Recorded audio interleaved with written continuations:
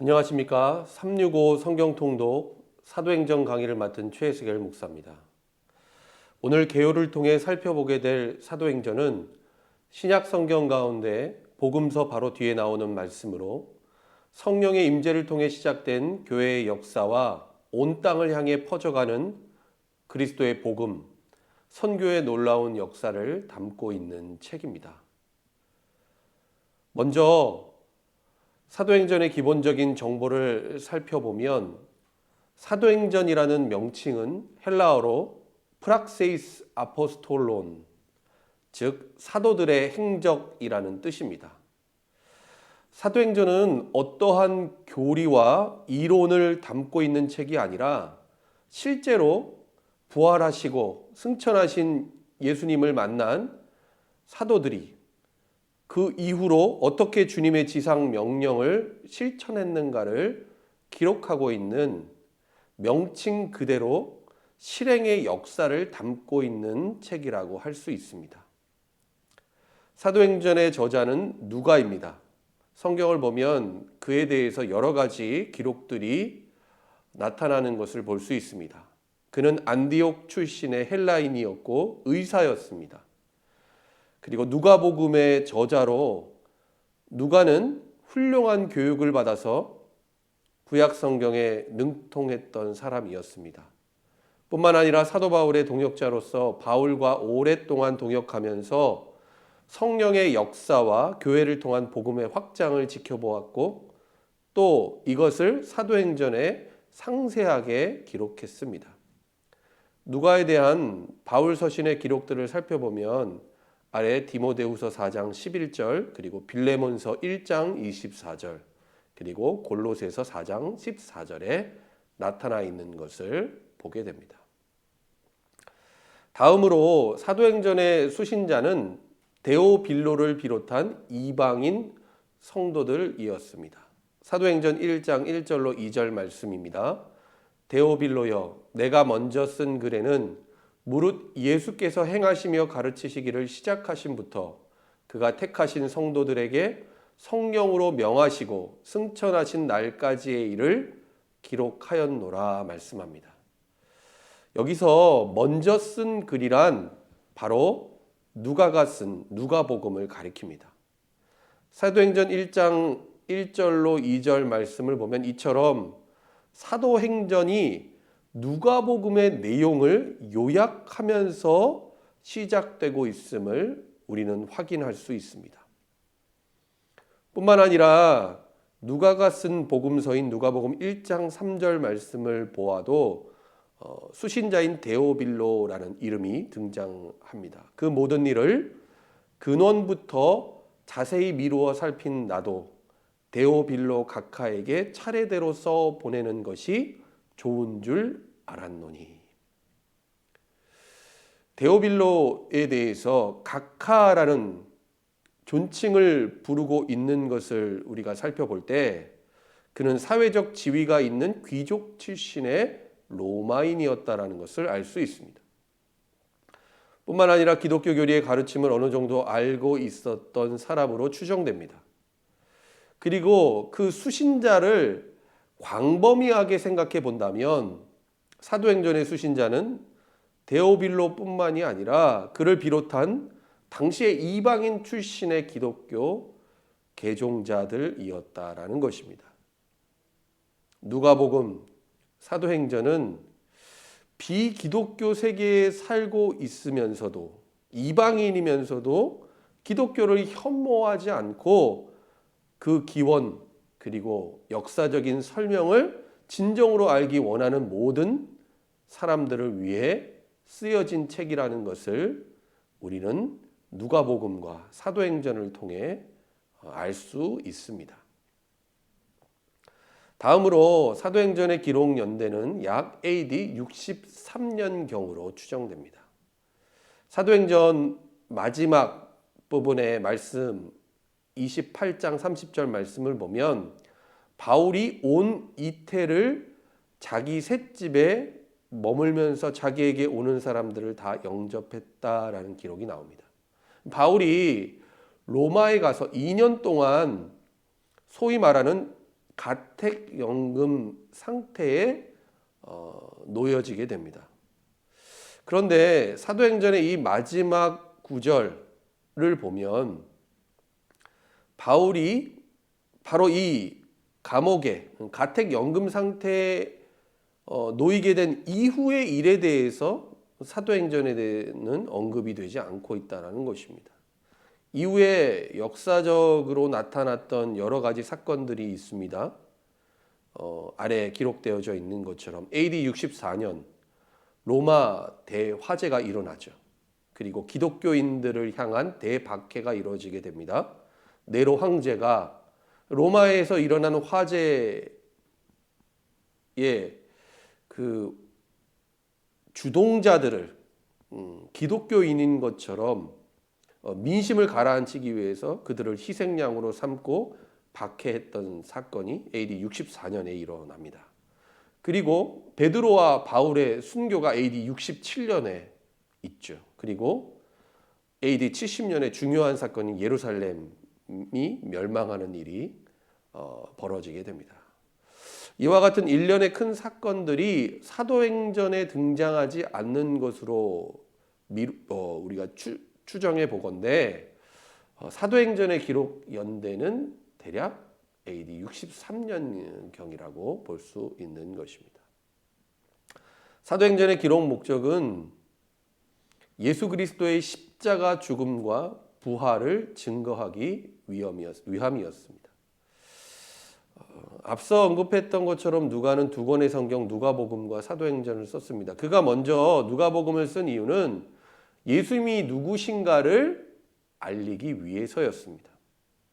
예수님의 행하심, 그리고 예수님의 가르치심, 예수님의 행적, 그리고 예수님의 말씀을 누가복음을 통해서 전달했다라는 것입니다.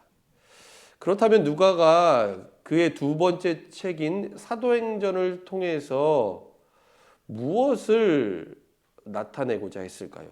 사도행전의 기록 목적이 무엇이었을까요?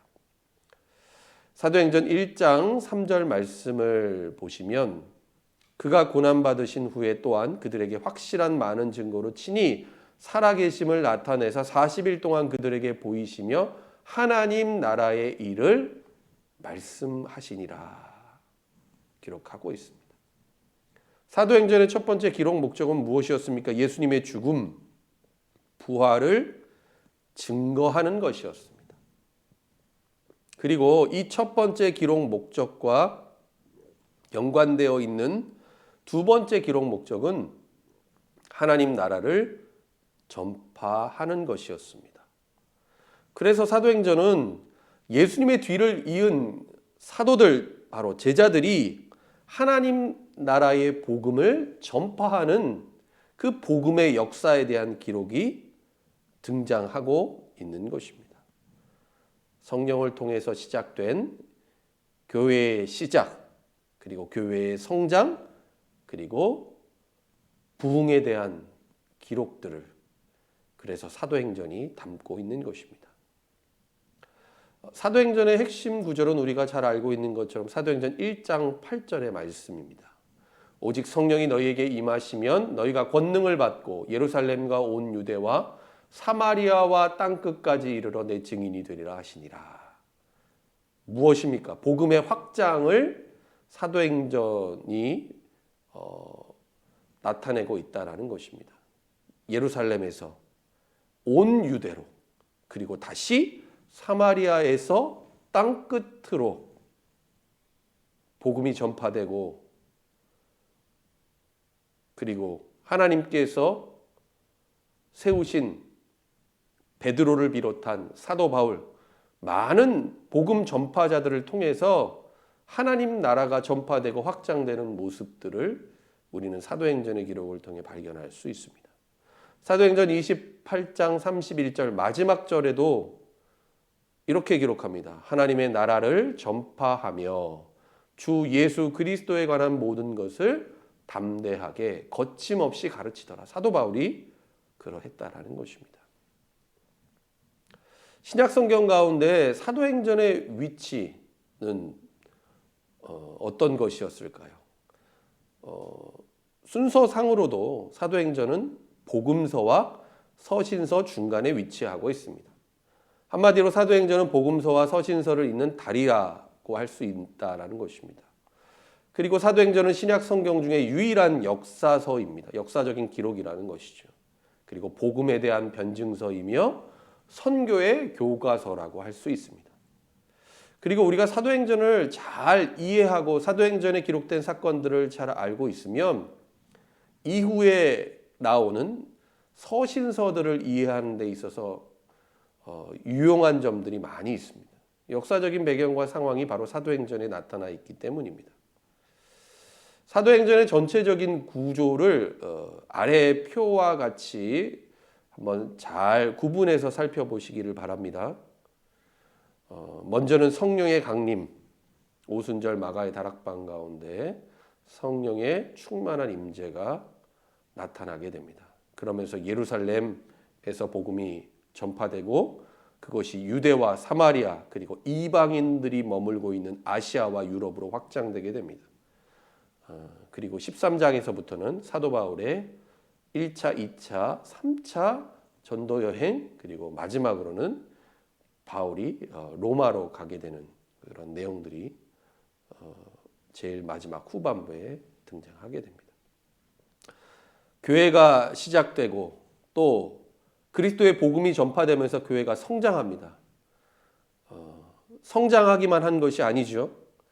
당시의 로마 제국의 통치 아래에서 그리스도인들은 박해와 핍박을 받습니다. 그럼에도 불구하고 성령의 역사를 통해서 복음이 확산되는 것을 사도행전은 기록하고 있습니다.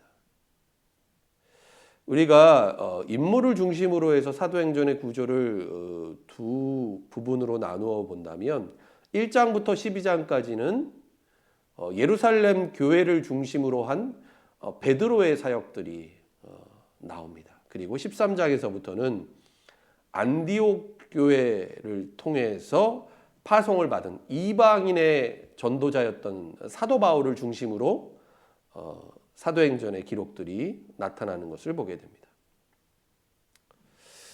이 표를 잘 기억해 두시고 여러 번 좀 살펴보시기를 바랍니다.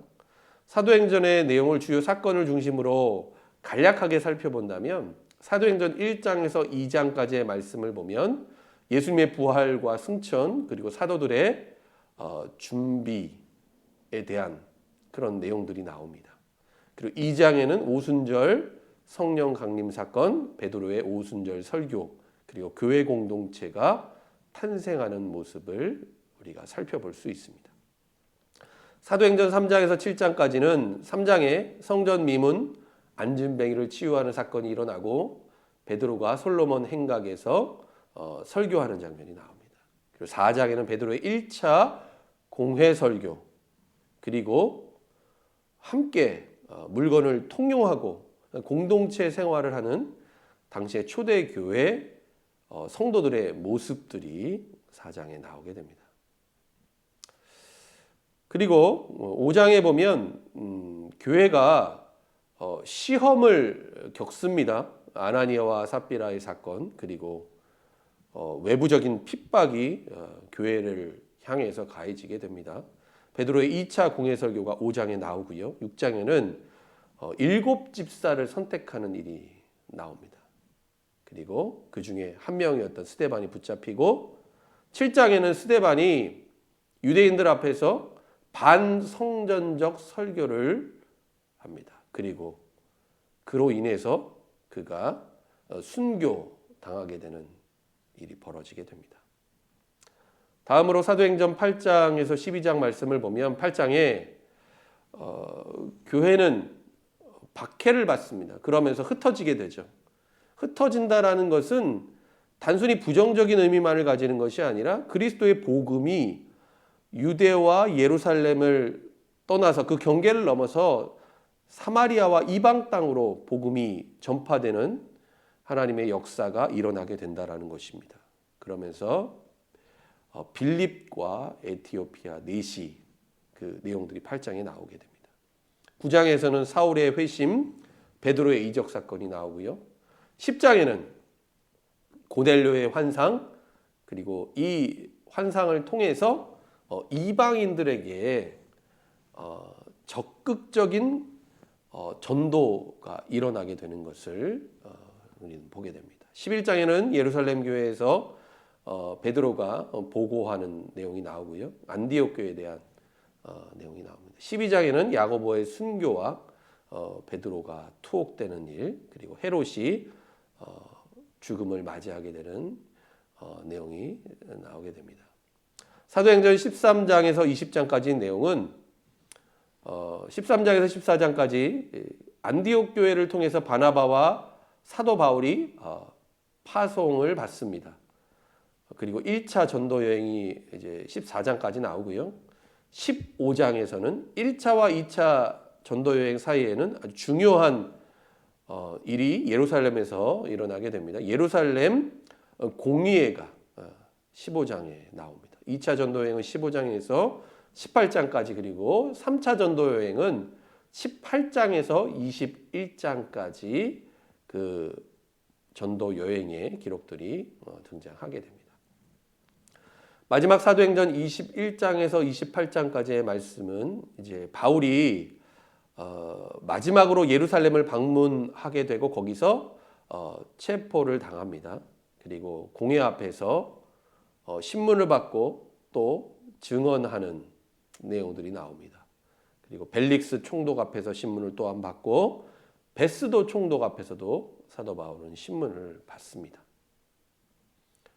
그리고 헤롯 아그리빠 왕, 그리고 버니게 앞에서 바울은 신문을 받고 결국에는 바울이 가이사, 로마 황제 가이사에게 상소를 하면 이를 근거로 해서 로마로 결국에는 압송되어지게 됩니다.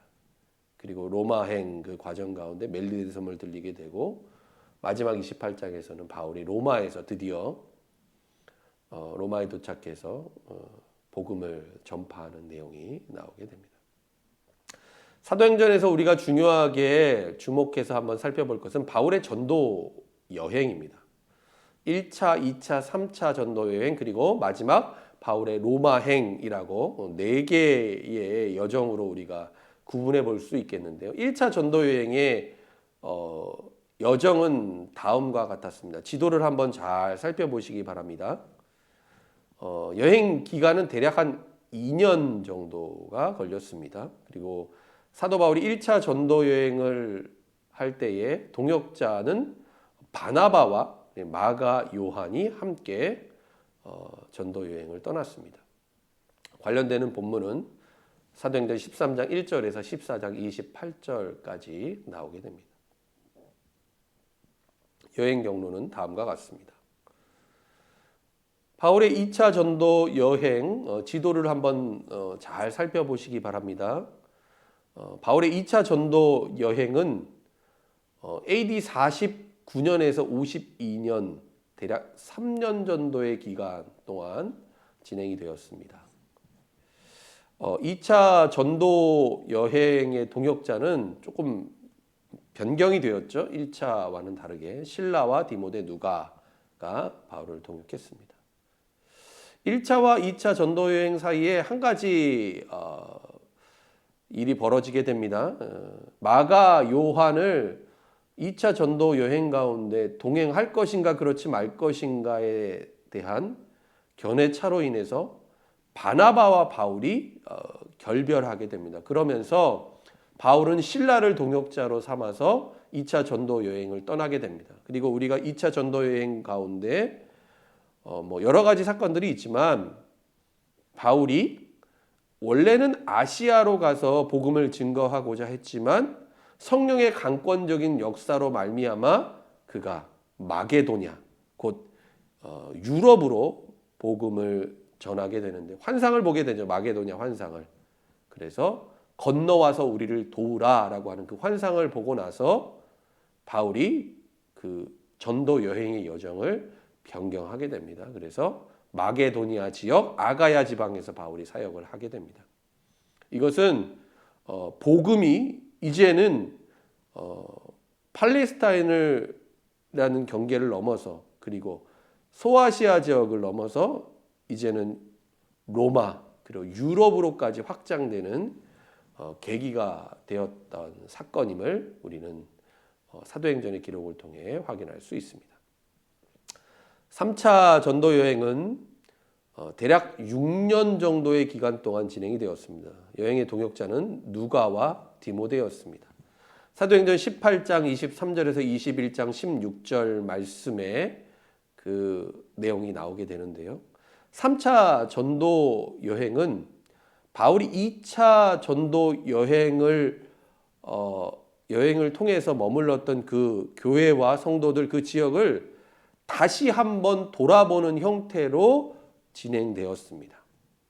여행 경로는 아래와 같습니다. 지도를 통해서 한 번 더 확인해 볼 수 있기를 바랍니다.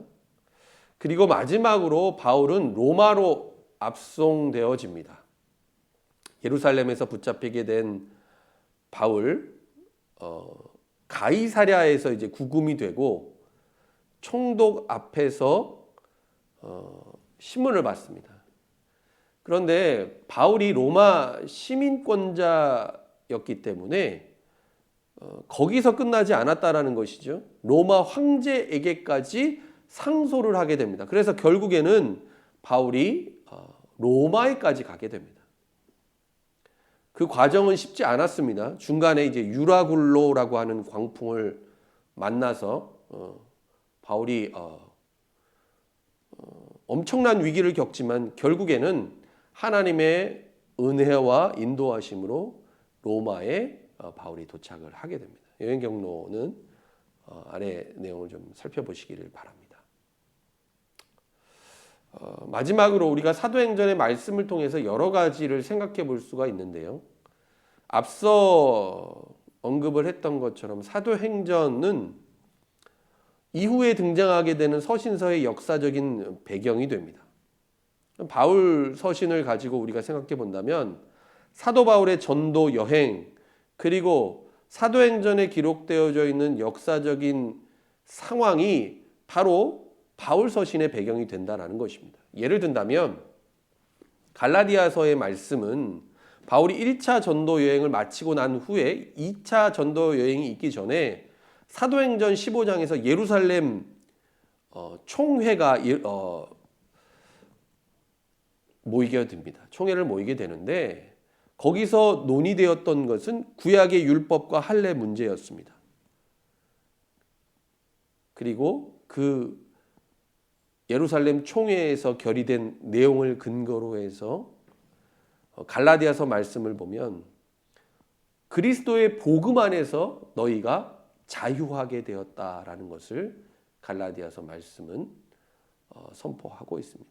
이 신칭이 믿음으로 말미암아 율법과 할례가 아니라 믿음으로 말미암아 너희가 의롭게 되었다라는 그 복음의 진리를 이와 같은 사도행전에 기록되어져 있는 역사적인 배경을 통해서 갈라디아서가 쓰여지게 되었다라는 것입니다.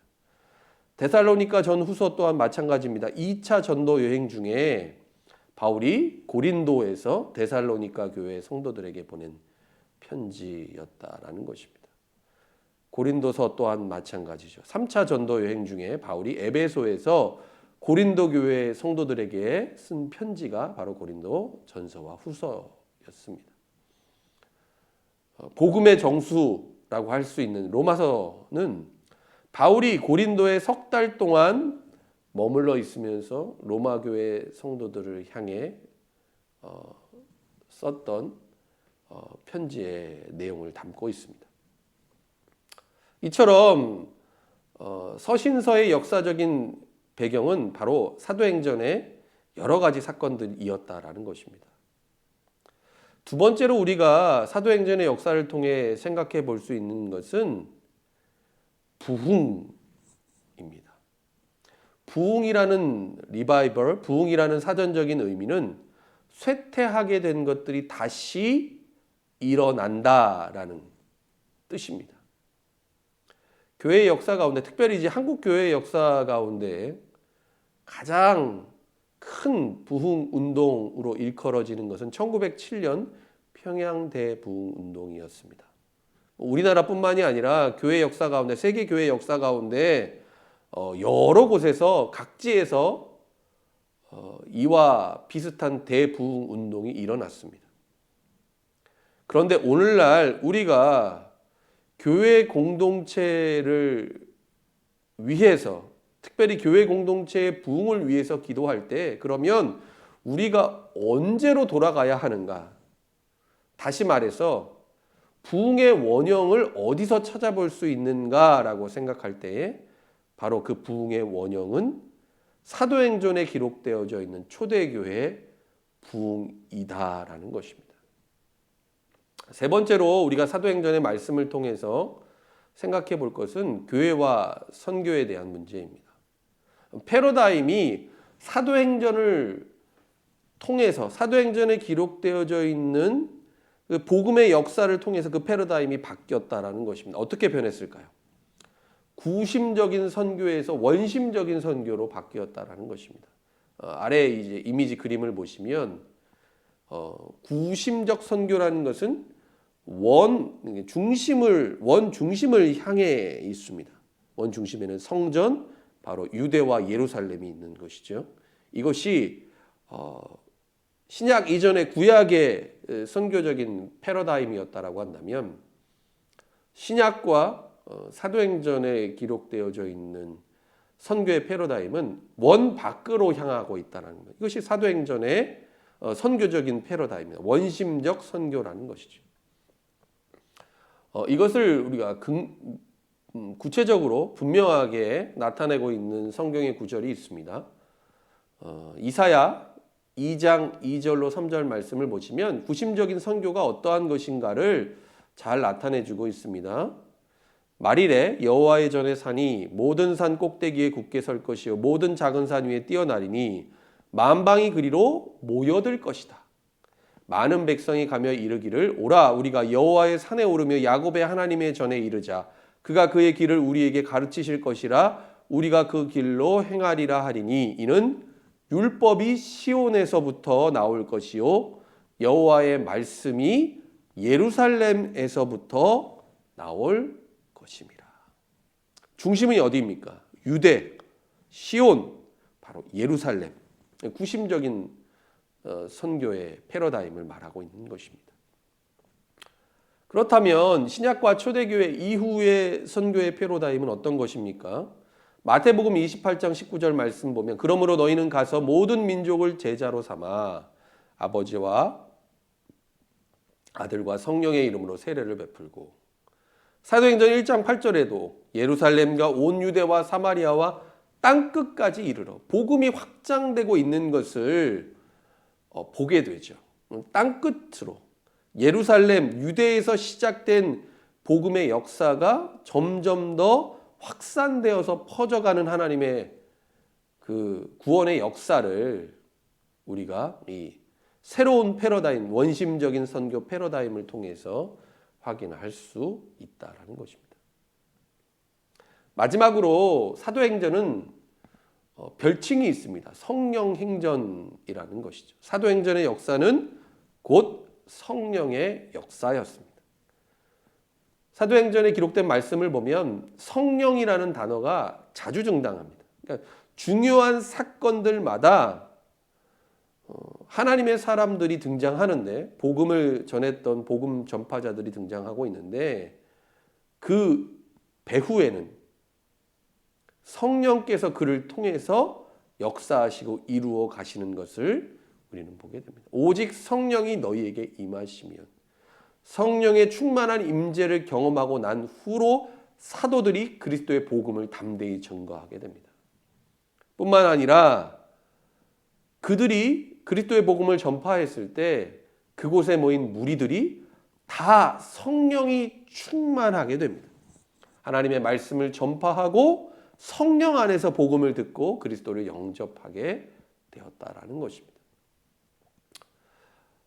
사도행전 마지막 28장 말씀을 보면 우리가 마치 결말이 다 끝나지 않은 것처럼 느껴지게 됩니다. 사도행전 28장 30절로 31절 말씀을 보면 우리가 그러한 모습들을 확인해 볼 수가 있는데요. 사도행전 28장 마지막 구절 여러분 읽으시면 어떠한 생각이 드십니까?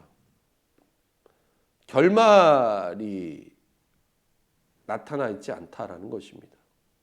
그렇게 해서 어떠한 업적을 남겼다, 어떠한 일들로 마무리하게 됐다라는 그런 표현이 나타나지 않는다는 것이죠. 무엇을 의미하는 것일까요? 성령을 통해서 이루어지는 역사, 성령의 행전이 이후에도 계속해서 이어지고 있다라는 것입니다. 진행형이라는 것입니다. 그러므로 우리는 사도행전의 말씀을 보면서 우리 또한 그 복음 증거자들의, 복음의 증인들의 바톤을 이어받았다라는 사실을 우리는 분명히 깨달아야 한다는 것입니다. 우리도 복음의 증인으로서 이후에 완성되어지지 않은 사도행전 28장 이후에 29장, 30장을 써내려가야 한다라는 것입니다. 지금도 성령의 행전은 오늘 교회와 그리스도인들을 통해서 계속해서 진행되고 있다는 것입니다. 그리고 주님께서 마지막 날에 영광 중에 다시 오실 때까지 계속될 것입니다. 여러분, 이것으로 사도행전 개관을 마치겠습니다. 이제 사도행전 성경 본문을 직접 통독하시면서 본문의 말씀을 통해 생생한 복음과 성령의 역사를 여러분의 눈으로 확인하실 수 있기를 바랍니다. 마치도록 하겠습니다.